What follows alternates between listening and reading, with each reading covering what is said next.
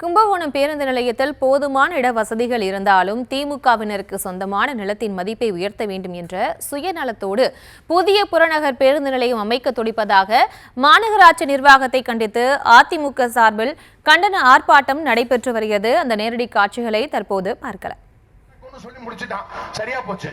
அன்னைக்கே அவனை தூக்கி கொண்டு ஆஸ்பத்திரியில போட்டான். கும்பகோணம் எங்கள் அமைச்சர் நன்னில சட்டமன்ற உறுப்பினர் அன்பிற்கினி அண்ணன் காமராஜ் அவர்களுடைய கும்பகோணம் மத்தியில கும்பகோணத்தினுடைய மத்தியில இருக்கிற பேருந்து நிலையம் இந்த சூரியமூர்த்தி அவர்களே, ஆர்மூர் அவர்களே, ஆதிலட்சுமி ராமமூர்த்தி அவர்களே, கௌசல்யா பேருந்து நிலையத்தை சாக்கோட்டைக்கு பக்கத்தில் கருப்பூர்ல. இது தொடர்பான விவரங்களோடு இணைகிறார் எமது செய்தியாளர் கார்த்திகேயன்.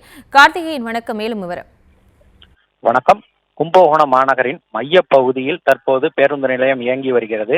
இந்த பேருந்து நிலையத்தினால் மக்களுக்கு மிகுந்த சௌரியம் இருக்கிறது. அதை குறிப்பாக சொல்ல போனால் அருகாமையிலேயே ரயில் நிலையம், பள்ளிக்கூடங்கள், கல்லூரிகள் எல்லாம் அருகாமையில் அமைந்திருக்கிறதுனால் பொதுமக்களுக்கு மிகுந்த சௌரியமாக இருக்கிறது.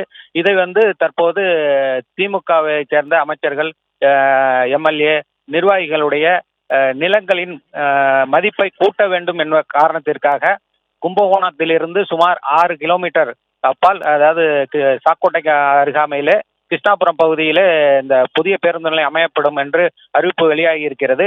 இதனை கண்டித்து அதிமுக பொதுச் செயலாளர் எடப்பாடி பழனிசாமி கண்டன ஆர்ப்பாட்டம் நடத்தப்படும் அதிமுக சார்பில் என்று அறிவித்திருந்தார். அதன்படி இன்று கும்பகோணம் காந்தி பூங்கா அருகே தஞ்சை கிழக்கு மாவட்டத்தின் சார்பில் கண்டன ஆர்ப்பாட்டமானது நடைபெற்றது.